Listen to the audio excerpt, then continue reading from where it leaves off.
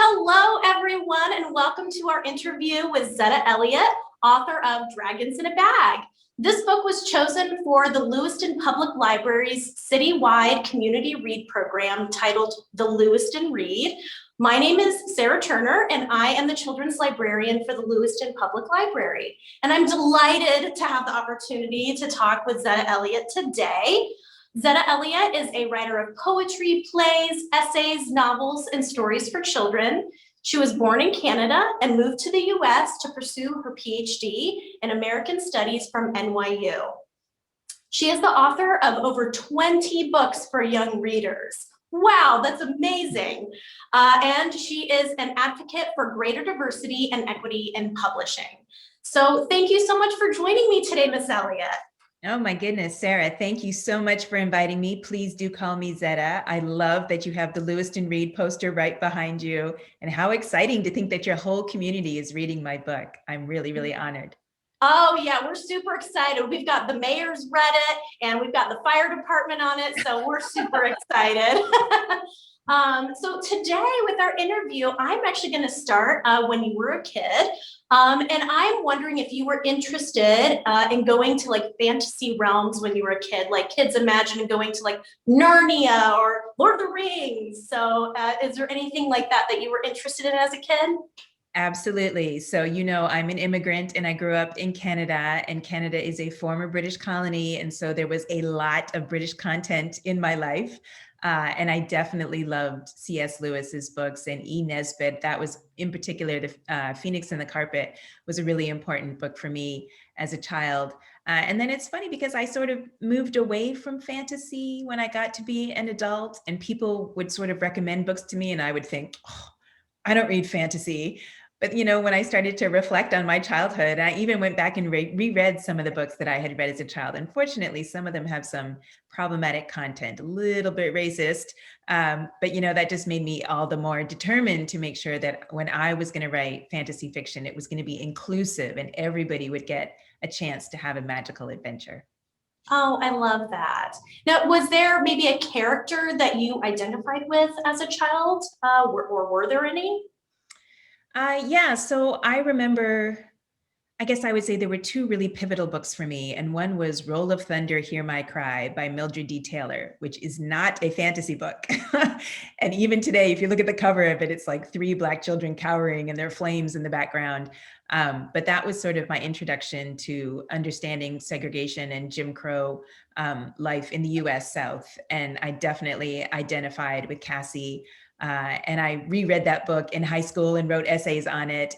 And I did the same thing for The Secret Garden, which technically is not fantasy fiction, but it just feels magical because it's all about growing things and sort of Mary's transformation. I don't know if I would say I identified with her, probably more Dickon, because he was friends with animals and I absolutely loved that idea. But then the idea that you could find a door somewhere, and if you just had the key, all you needed was that key and it would open a whole new world up to you. And then you would be in control of that world. That's the best thing about that story, is that she finds this secret garden and it's her own private realm. And then she brings her cousin in and he begins to heal. And then Dickon comes and teaches her things. And yeah, it becomes sort of a real community affair. And I love that about it. Oh, absolutely. I actually remember when I was a kid, I would open up the doors in my house, like every cupboard, and I was determined. I was like, there has to be some secret realm in here somewhere. Somewhere, or the attic somewhere. I couldn't go to the basement. That was too scary, but yeah, somewhere. Now, is there maybe a character that you identify with today that might be different from when you were a kid? Wow. Well, I mean, I don't read a whole lot of children's literature. It can be from anything, not just children. From anything. Yeah.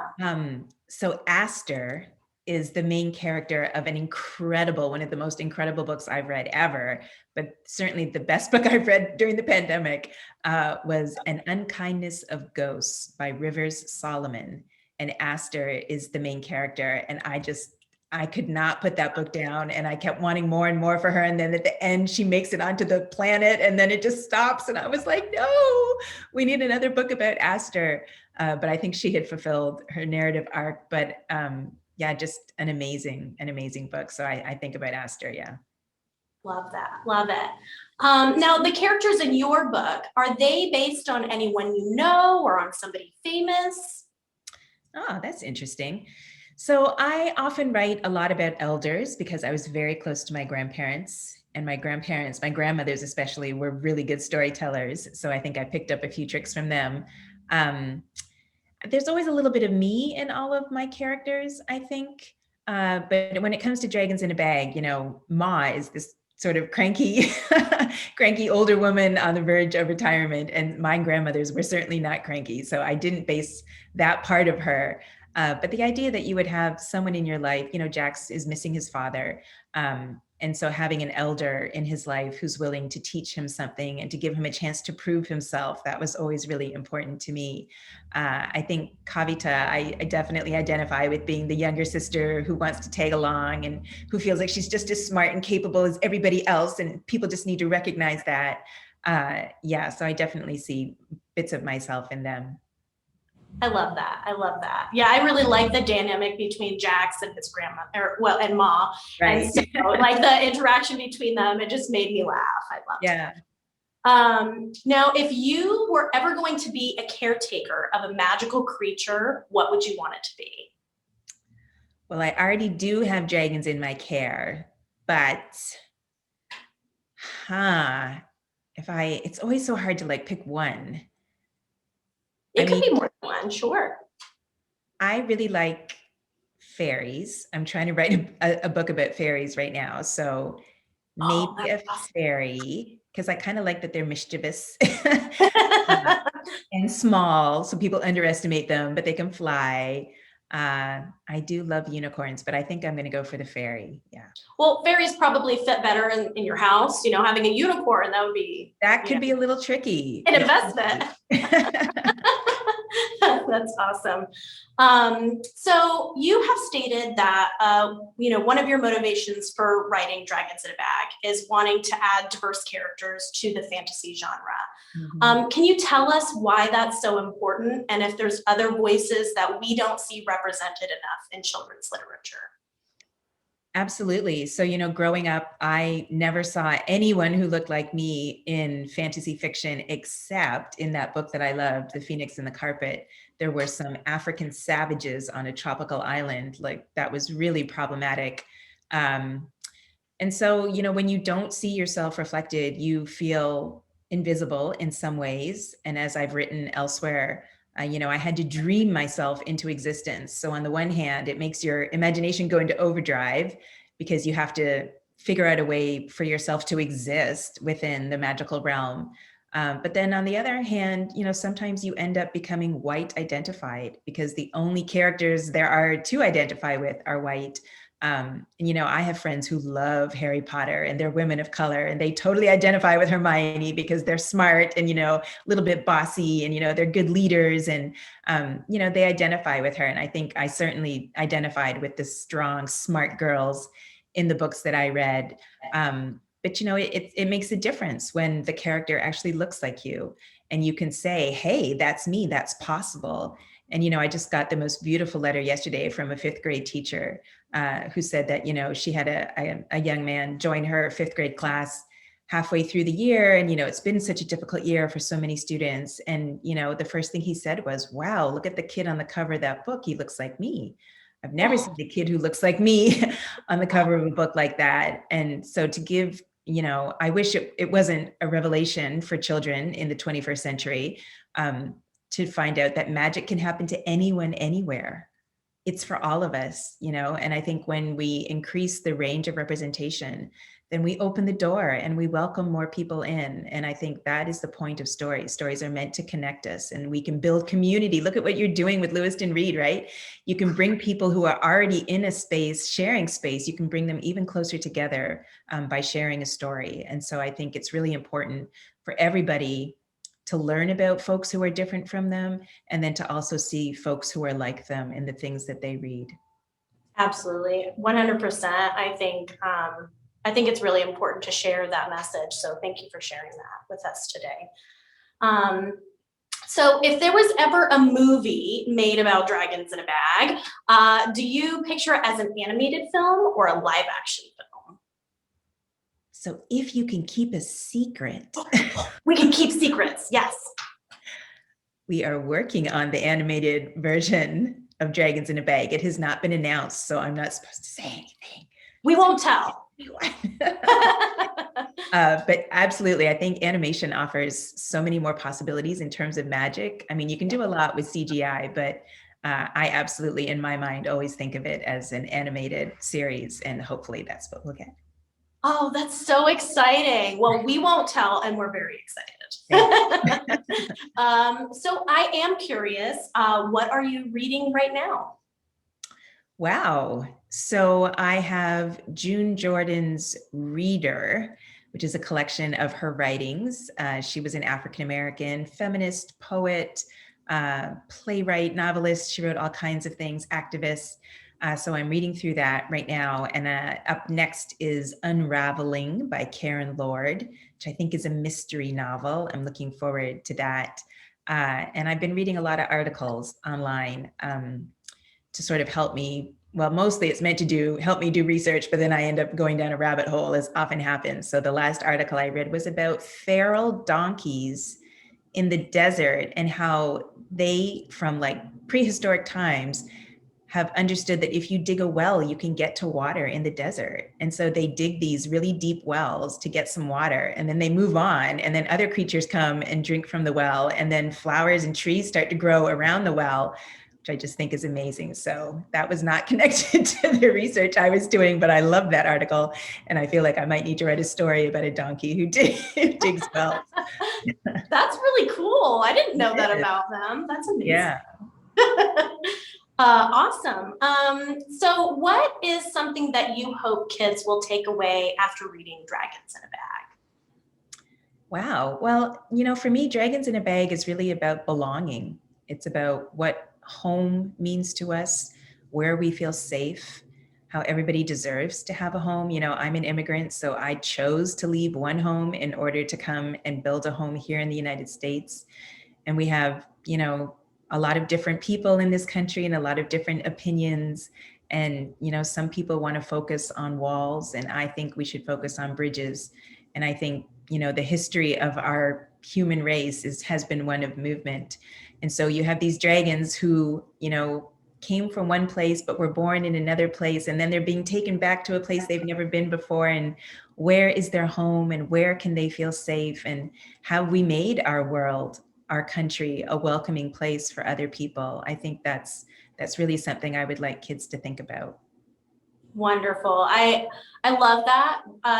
Just the city of Lewiston, we are probably the most diverse city in the state of Maine. And so I think it's a really important message for our library in our community, and doing like this community read and talking about diversity and inclusion and belonging. Yeah.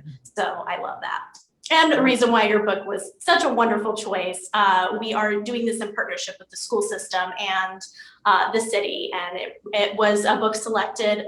Everybody rated different books, and your book was chosen. So I was very excited.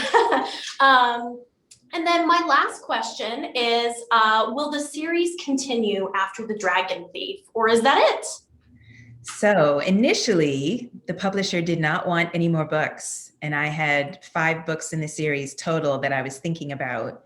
And then, last year we had a lot of protests, and a lot of corporations decided they should reconsider how they had been treating Black people since Black Lives Matter. And so they came back to the table and said, well, we'd like book 3, The Witch's Apprentice, rather. And I just turned that in. And I said, well, what about books 4 and 5? And they said, well, we'll take book 4. So that's The Enchanted Bridge. And so book 5 is The War of the Witches. They haven't asked for that yet. So we'll see what happens. But book 3, The Witch's Apprentice, is set here in Chicago. I moved from Pennsylvania to Illinois so I could write my book last summer. And we have the cover. It should be revealed, I think, later this month. It's gorgeous. The interior illustrations are just beautiful. It is twice as long as Dragons in a Bag. My editor was a little worried I might have made it too long, but I don't think kids will have a problem getting through it. And I'm really excited, to have the series continue. There are some twists and turns in book 3. I don't want to give anything away. And there are New creatures, new magical creatures. Well, I know I loved Dragons in a Bag so much. I haven't read The Dragon Thief yet. It is definitely on my list next because it definitely, the story is not ending. So I am super excited to hear that there's going to even be more in the series. And I think that we'll like a longer story because it just adds more. When you're in the series and you love what you're reading, you just want more and more of it. So that's wonderful. Yeah. Okay, so for the last 5 minutes or so here of our interview, we're going to play a little game. So Zetta, you are from Canada. I read on your website that you like to visit the Botanic Garden, and your book is all about dragons. So we're going to play a game called This, That, or the Other. And so I'm going to name something, and you tell me if it's a literary dragon, if it's a city in Canada, or an unusual plant. Wow. Play. Okay. All right, we can do this. All right. So the first one that's up is Falcor. Is that an unusual plant, a city in Canada, or a literary dragon? Is that with an F? Mm-hmm. Falcor. What do you think? Wow. You know, it could be A or C. I'm going to go with the dragon. Yes, ding, ding, ding. Awesome. It's from The Never-Ending Story. Oh my goodness. He's the dragon in The Never-Ending Story.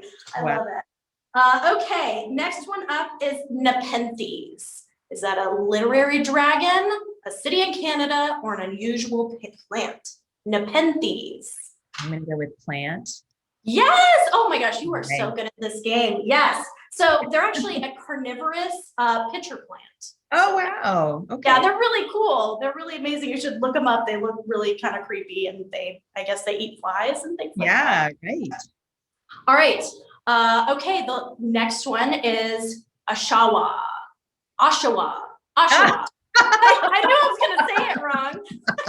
Oshawa, is that unusual? Oshawa. I was born not too far from Oshawa. I know that that's a city in Canada. Yes, yes. Okay, couple more. All right, we have Toothless. Is Toothless an unusual plant, a city in Canada, or a literary dragon? Did you say toothless? Mm-hmm. Okay, I think that's a dragon. It is. It's from the movie How to Train Your How Dragon. to Train Your Dragon, right. And those Nice. dragons really do look toothless. Okay. The next one we have is Yellowknife. That's Yellowknife. Yes. It's the home of the Snow King Winter Festival, I read. Oh, okay. So that's cool. I guess they make like a big snow castle made of snow and ice, which sounds kind of amazing.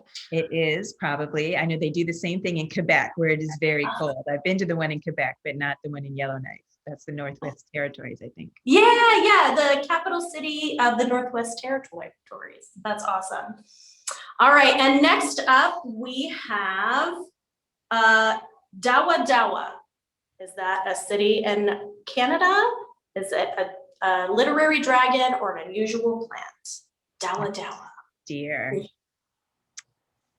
I think this will be the one I probably get wrong, but I'm going to go with a plant. It is a plant. Yes, it is.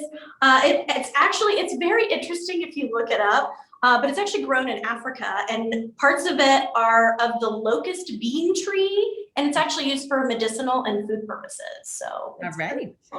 All right, and the last one that we have is Smog. Is Smog a literary dragon? A dragon. Hey, yeah. Gotta end with the dragon. Well, thank you for playing my game today. That was fun. Thank you. Yeah.